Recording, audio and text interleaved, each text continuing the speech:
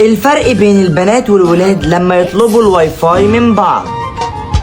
بقول لك ايه يا بنتي، عاوزه اطلب منك طلب بس مكسوفه قوي بصراحه. لا يا روحي، ده انا اديلك عينيا. عاوزه ايه بس؟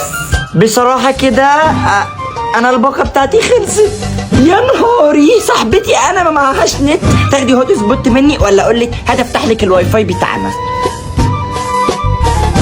بقول لك يا زميلي، في شبكه واي فاي اسمها بيبو.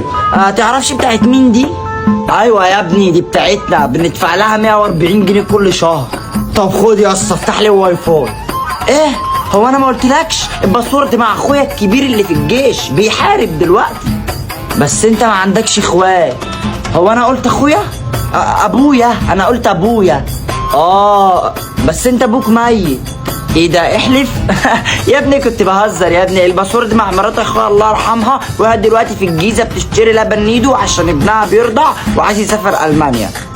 ايوه يعني فين الباسورد؟ عند امك.